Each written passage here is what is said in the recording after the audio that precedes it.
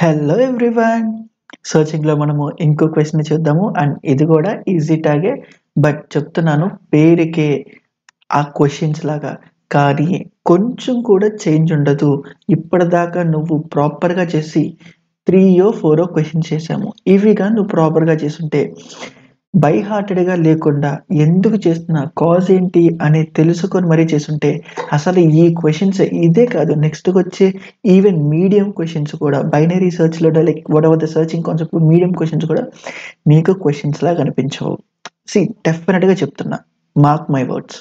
Okay, yeah, ఈ question ఏంటో కూడా చూద్దాము. అని ఒకసారి ఈ క్వశ్చన్ కూడా చేసేద్దాము. Valid perfect square given a positive integer num, return true if num is a perfect square, or false otherwise. A perfect square is an integer that square of an integer, in other words like product of same number itself. Okay, see, and again ఎలాంటి inbuilt libraries ని వాడకూడదు అని ఎలాంటి functions ని వాడకూడదు, such as square it అని వాడితే obvious గా క్వశ్చన్ అయిపోయింది కాబట్టి మనం వాడకూడదు.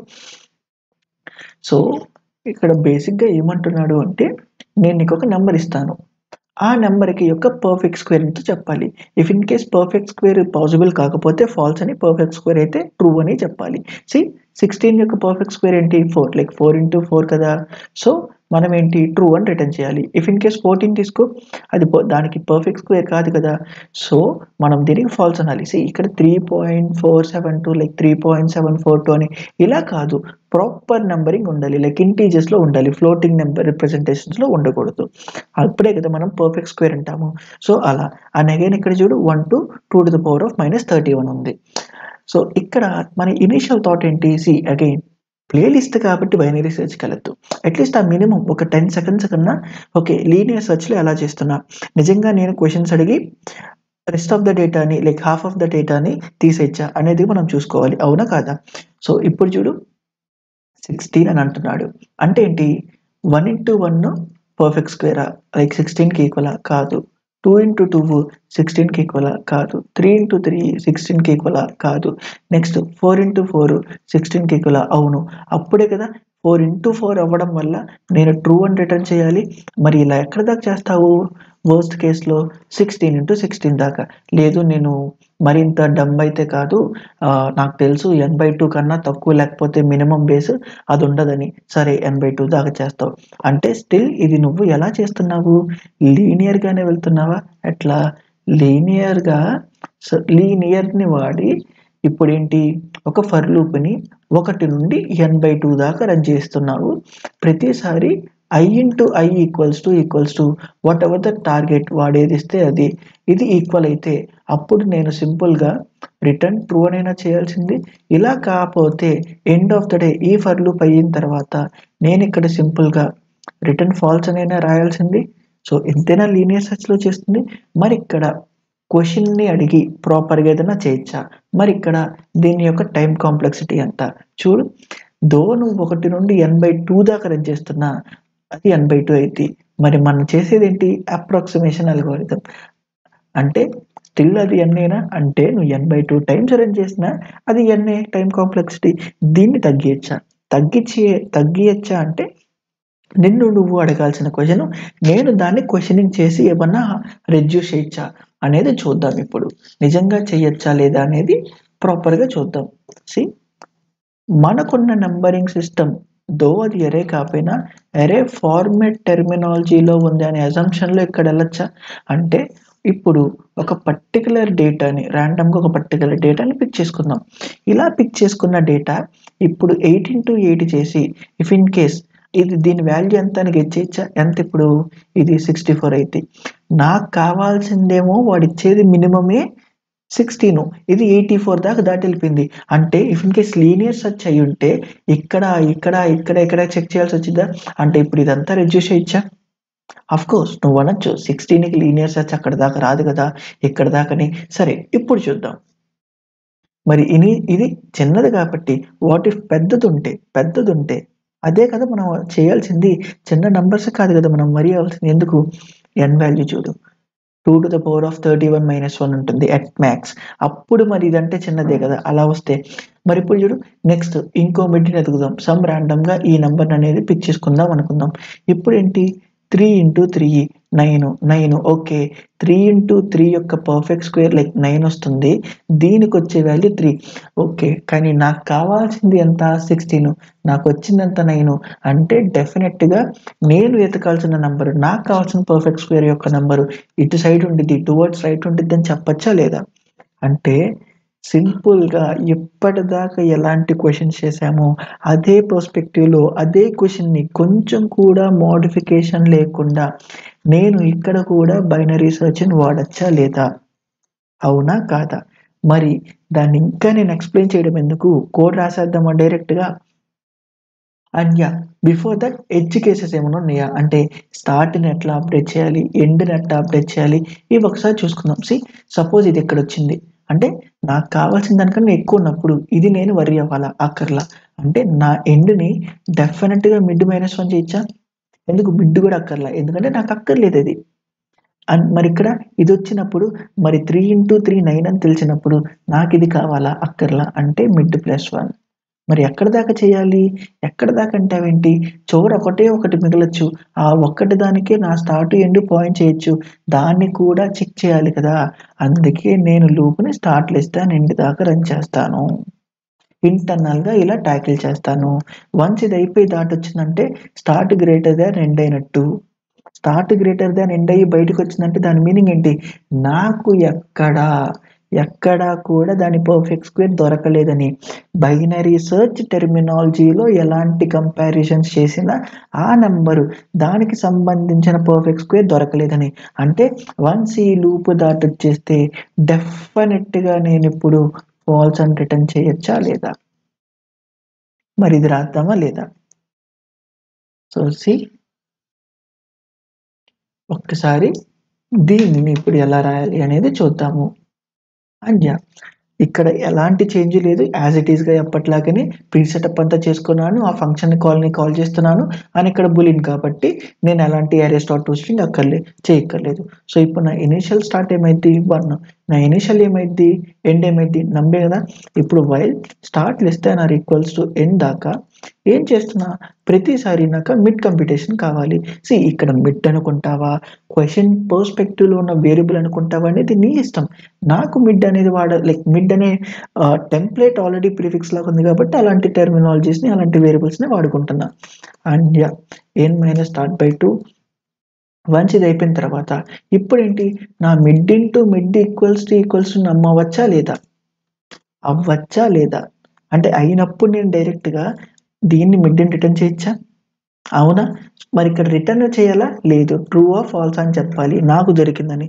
ఇఫ్ ఇన్ కేస్ అలా దొరకకపోతే అంటే mid into mid whatever it is అది గాని గ్రేటర్ థాన్ నమ్స్ అయితే అంటే వాడిచ్చిన పర్ఫెక్ట్ స్క్వేర్ కావాల్సిన దానికన్నా ఎక్కువుంటే నేను తగ్గించాలి దేన్ని? ఎండ్‌ని. అంటే ఎంతకు తగ్గించాలి? -1 ఇఫ్ ఇన్ కేస్ ఇది కాలేదు అంటే స్టార్ట్‌ని పెంచమని. ఎంతకి? యాహ్! స్టార్ట్‌ని పెంచమని. ఎంతకి? మిడ్ +1 ఇదంతా కాని ప్లేస్‌లో ఇదంతా కానప్పుడు బయటకొస్తే అప్పుడేంటి నేను ఫాల్స్‌ని రిటర్న్ చేస్తా. అండ్ ఇక్కడ ఒక చిన్న ఎడ్జ్ కేస్ మిస్ అయ్యాము. ఈక్వల్ అయినప్పుడు టెస్ట్ చేయట్లా. సీ ఈక్వల్ అయిన ఆఫ్‌కోర్స్ ఈక్వల్ అయినప్పుడు ఇది ఆటోమేటిక్‌గా చెక్ చేసేసిద్ది. ఎందుకంటే మనం బయట రాయక్కర్లేదు. ఎందుకు? మిడ్ -1 మిడ్ +1 చేస్తున్నా. అంటే ఈక్వల్ అయినప్పుడు ఆ లాస్ట్ ఉన్న మిడ్ వాల్యూని చెక్ చేసిద్ది. ఇఫ్ ఇన్ కేస్ ఈక్వల్ అయితే చేసిద్ది. లేకపోతే ఈ పర్టిక్యులర్ ఇఫ్ ఎల్స్ వల్ల అది స్వాప్ అయిద్ది. అంటే స్టార్ట్ ఎండ్ కాస్త ఎండ్ స్టార్ట్ అయిద్ది. అప్పుడు బయటకొచ్చేసిద్ది కదా! అంటే ఇంటర్నల్‌గా నేను నార్మల్‌గా if start equals to end అనే కేసు రాయక్కర్లా. ఎందుకంటే అది ఆబ్వియస్‌గా కదా! ఆ కేస్ అప్పుడు కూడా మిడ్‌కి పాయింట్ చేసే ఎలిమెంట్‌ని చేస్తున్నాము. ఇక్కడ -1 +1 చేస్తున్నాం కాబట్టి డెఫినిట్‌గా ఇలా స్వాప్ అవుతుపోతాయి. ఆల్ ఆఫ్ ఎ సడెన్ ఎలాంటి కంటెంట్ లేకపోతే స్వాప్ అయిపోద్ది. అప్పుడే కదా నేను టెర్మినేట్ చేసేయొచ్చు. సో, ఒక్కసారి దీన్ని మనం డైరెక్ట్‌గా కాపీ పేస్ట్ చేసేద్దాము. అండ్ యాజ్ యూజువల్‌గా చెప్పే మాటే నీ నుంచి ఎక్స్‌పెక్ట్ చేసే కాపీ పేస్ట్ ఇది. అంతేగాని నెట్‌లో కాపీ పేస్ట్ చేసింది కాదు. ఇనీషియల్ టెస్ట్ కేస్ అయిపోయింది.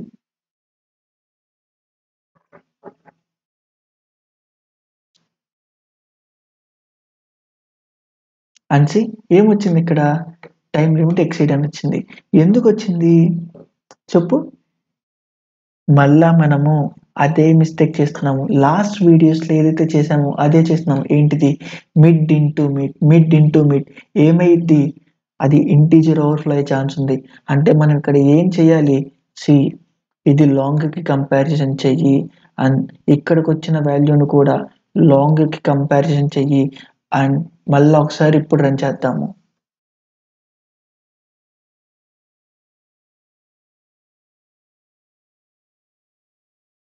సి యాక్సెప్ట్ అయిందా లేదా?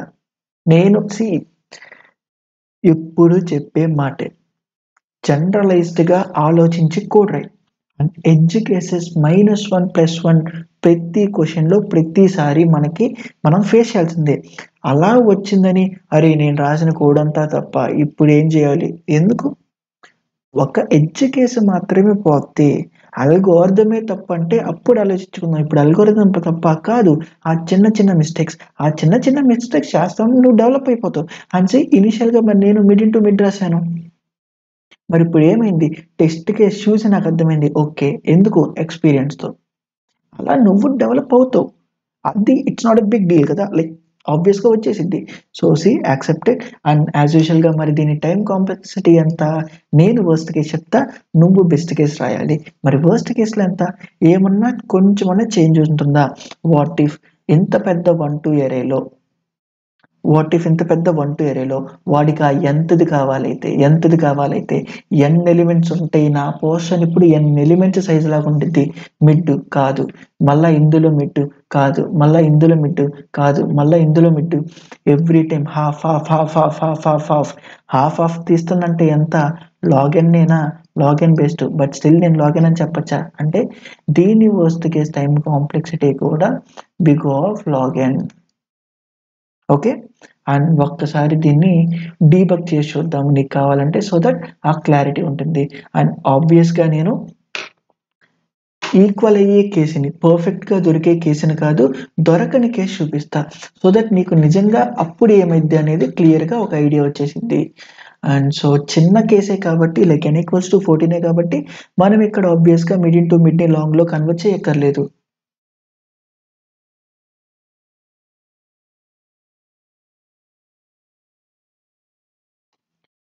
సో ఒకసారి మళ్ళీ దీన్ని డీబగ్ చేద్దాము. అండ్ మిడ్ ఇంటూ మిడ్ అనేది ఇక్కడ n వాల్యూ చాలా తక్కువ కాబట్టి లాంగ్లో కన్వర్ట్ చేయక్కర్లేదు. అక్కడ ఎందుకు చేసామంటే మనం పెద్ద వాల్యూ లైక్ 2⁻31 - 1 అనే పెద్ద నెంబరింగ్ ఇచ్చాడు కాబట్టి అప్పుడు ఓవర్ఫ్లో అయితే ఇప్పుడు ఎంత మనకి స్టార్ట్ లిస్ట్ అన్నారు ఈక్వల్స్ 10 ఆఫ్ కోర్స్ అవును. ఇప్పుడు ఏంటి? మిడ్ వాల్యూ కొట్టు. మిడ్ వాల్యూ ఎంత? ఇప్పుడు 7 అయింది. 7 × 7 ఎంత? 49 ఈక్వలా? కాదు. 49 గ్రేటర్ దానా? అవును. అంటే నేను తగ్గియాలి ఎంతకి? ఇప్పుడు నా ఎండ్ 6కి పాయింట్ చేసి ఇది 6కి పాయింట్ చేయాలి. అవునా కాదా? అవును. అంటే నెక్స్ట్ 1 < ఎండా? అవును. 1 < ఎండ్. నెక్స్ట్ ఇప్పుడు మిడ్ కంప్లీట్ చేయి. ఎంత వస్తుంది నాకు? 3 వస్తుంది. 3 × 3 ఎంత? 9. 9 అంటే గ్రేటర్ దానా? కాదు. అంటే తక్కువ. అంటే స్టార్ట్ని +1 చేయాలి. ఎందుకు? నాకు కావాల్సిన టార్గెట్ 14 కాబట్టి. సో స్టార్ట్ +1 చేశాను, అంటే మిడ్ +1 చేశాను. ఇప్పుడు నా స్టార్ట్ ఎంత? 4, ఎండ్ ఎంత? 6. ఇప్పుడు దీనికి వచ్చే మిడ్ వాల్యూ ఎంత? 5. 5 × 5 ఎంత? 25. 14కి ఈక్వలా? కాదు. 25 గ్రేటర్ దానా? అవును. అంటే మిడ్ని మెన్షన్ చేస్తున్నా. ఇప్పుడు ఎంత? స్టార్ట్ మిడ్ రెండింటికి ఒకే దానికి పాయింట్ చేస్తుంది. ఒకే దానికి పాయింట్ చేసినా నా కోడ్ వర్క్ అవ్వాలి. అంటే స్టిల్ మిడ్ కంప్లీట్ చేయి. సేమ్ రెండు ఒకటే పాయింట్ చేస్తుంది కాబట్టి మిడ్ కూడా అంతే. 4 × 4 ఎంత? Greater than 24. గ్రేటర్ దాన్ 14 కాదు. అంటే ఇప్పుడేమైద్ది? ఎండ్ అనేది తగ్గిద్ది. అంటే ఇప్పుడు స్టార్ట్ గ్రేటర్ అయ్యింది. అంటే ఇలా ఉండాల్సింది ఇలా ఫ్లిప్ అయింది కాబట్టి బయటకు వచ్చేసా. ఇప్పుడు నేను డెఫినెట్గా బయటకు వచ్చేసిందంటే ఫాల్స్ రిటర్న్ చేయొచ్చు కాబట్టి ఫాల్స్ చేస్తా. ఓకే అండ్ లేదు నువ్వు ప్రతిసారి ఈక్వల్ కేసుని కూడా కంపేర్ చేస్తున్నావు, నాకు అట్లా ఈక్వల్ కేసు కంపేర్ చేయకుండా నువ్వు రాయగలుగుతావా? ఒకసారి నాకు ఐడియా వస్తుంది. తీసేసా. అంటే ఇక్కడ నేనేం చెక్ చేయాలి? మళ్ళా చూడు, వన్స్ ఇక్కడికి బయటకు వచ్చేసానంటే అది 2 కేసెస్తో వచ్చినట్టు. అంటే ఏ కేసు వల్ల వచ్చాననేది నాకు తెలియదు. ఏ కేసు అది? 1, 2 ఐదర్ ఈక్వల్ అయినప్పుడు వచ్చానా, లేకపోతే s greater than or equals to ఇదైనప్పుడు వచ్చానా అనేది మనకు తెలియదు. అంటే ఈ రెండిట్లో దేని బేసిస్ మీద వచ్చానా అనేది నాకు తెలియనప్పుడు, అవునా కాదా? నేను ఇక్కడ ఆ రెండింటిని చెక్ చేయాలా? ఒక్కసారి మళ్ళా ఈ పోర్షన్లో ఏమైంది అనేది డీబగ్ చేసి చూద్దాము.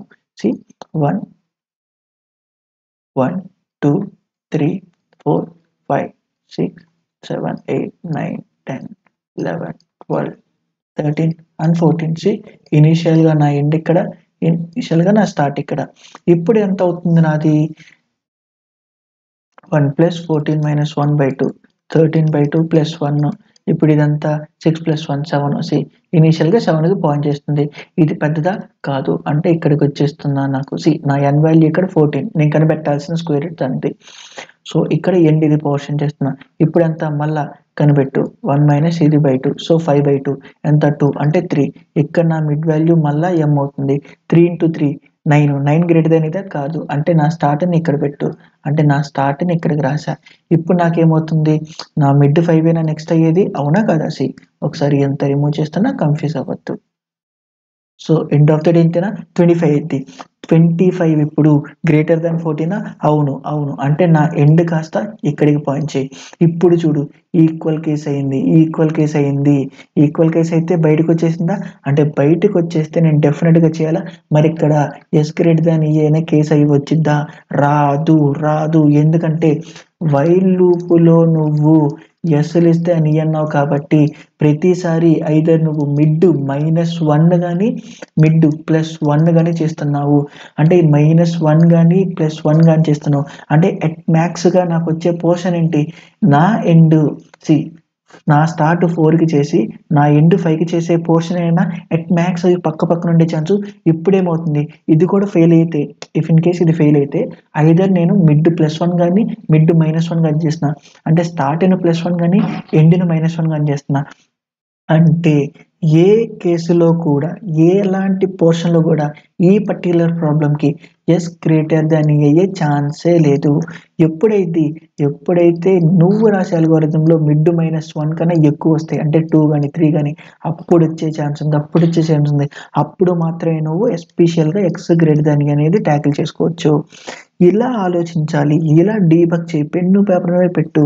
అంటే ఈ పర్టికులర్ కోడ్లో కూడా అంటే ఎప్పుడైతే నువ్వు మిడ్ -1 మిడ్ +1 చేస్తావో ఇలాంటప్పుడు వైల్ ఎస్ లిస్తే or equals to e equal case tackle చేయట్లేదంటే డెఫినెట్గా బయటికి ఎలా వస్తుంది, ఎస్ ఈక్వల్స్ టు అయినప్పుడు మాత్రమే వస్తుంది. అంతేగాని ఎస్ గ్రేటర్ దాన్ అనే కేసే రాదు. ఇప్పటికన్నా అర్థమవుతుందా ఎలా ఆలోచించాలనేది ఒక క్వశ్చన్ని. కాబట్టి ఇప్పుడు మనం రాసుకున్న దాంట్లో ఇక్కడ ఆ లాస్ట్ కేసు చెక్ చేయాలి. ఏంటి, ఈక్వల్ అయినప్పుడు ఆ కంటెంట్ కూడా ఈక్వల్ అయ్యే ఛాన్స్ ఉందా.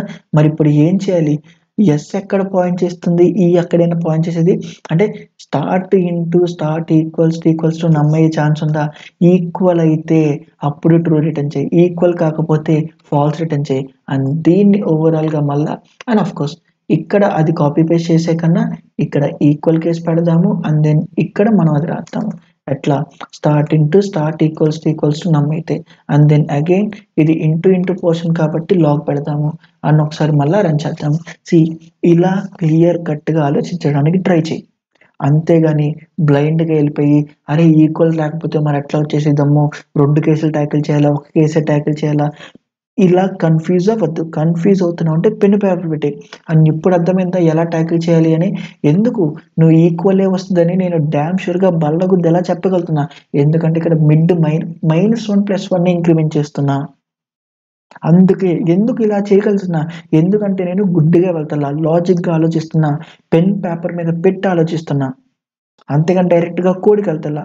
ఓకే, అండ్ అదే కోడ్ మనం యాజ్ యూజువల్గా పైథాన్లో ఎలా రాయాలో కూడా చేసేద్దాము. సి ఎలాంటి చేంజ్ లేదు, స్టార్ట్ని ఎండ్ని 1 to n తీసుకున్నాం. ఎందుకు, వాడు ఇచ్చిన కన్స్ట్రెంట్స్ అట్లా ఉన్నాయి కదా. అండ్ దెన్ ఈక్వల్ కేస్ దాకా రన్ చేస్తున్నా. ఇప్పుడు ఏంటి, సేమ్ ఎలాంటి టెంప్లెట్లో ఎలాంటి చేంజ్ లేదు. మిడ్ని కంప్లీట్ చేస్తున్నా. చేసిన తర్వాత ఆ స్క్వేర్ ఎంత వస్తుందో అనేది కంప్లీట్ చేసి ఇఫ్ ఇన్ కేస్ ఆ స్క్వేర్ అనేది ఈక్వల్ అయితే డైరెక్ట్గా ట్రూ రిటర్న్ చేస్తాను. ఇఫ్ ఇన్ కేస్ అది కాకపోతే మనం ఏం చేయాలి, ఆ స్క్వేర్ ఉన్న పోర్షన్ కూడా నాకు ఎండ్కి అక్కర్లా కాబట్టి మిడ్ -1 చేస్తున్నా. ఇఫ్ ఇన్ కేస్ తక్కువ అయితే ఆ మిడ్ పోర్షన్ చూపించే నంబర్ ఈక్వల్ కాదు కాబట్టి నాకు మిడ్ వాల్యూ కూడా అక్కర్లా కాబట్టి మిడ్ +1 చేస్తున్నా. సో ఇలా ఇంక్రిమెంట్ చేస్తున్నా. ఆల్ ఆఫ్ ఎ సడన్ ఒక్కసారిగానే నాకు ఎస్ ఈ పోర్షన్స్ ఈ ఎస్ కింద పోర్షన్ కింద మారిపోయింది అని అంటే అప్పటిదాకా ఈ ఎస్ అనేది తక్కువ ఈ కన్నా తక్కువైంది. బట్ ఎక్కడ ఫ్లిప్ అయిందంటే డెఫినెట్గా బైనరీ సెర్చ్ పర్స్పెక్టివ్లో నేను అన్ని కంపారిజన్ చేసినట్టేనా ఎన్ని లాగిన్ బైనరీ సెర్చ్ వాడుతుంటే లాగిన్ కంపారిజన్సే వర్స్ట్ కేస్ కదా. అంటే అరే మొత్తాన్ని లైక్ అరే కాదు but yeah whatever the question పర్స్పెక్టివ్లో ఉన్న డేటానన్నిటిని నేను సెర్చ్ చేసినట్టేనా. కాబట్టి ఇప్పటికీ దొరకలేదు అని అంటే ఫాల్స్ చేసేచ్చా. కాబట్టి అక్కడ ఫాల్స్ అని రిటర్న్ చేస్తున్నా. ఒక్కసారి దీన్ని మరి సబ్మిట్ చేద్దాము. ఓకే అండ్ ఇలానే ప్రతి క్వశ్చన్ని కూల్గా ఆలోచించు. మెల్లగా ఒక కేసు పోయింది అని మాత్రం రష్ అవ్వద్దు. Okay accepted. So that's it for this video. Thank you.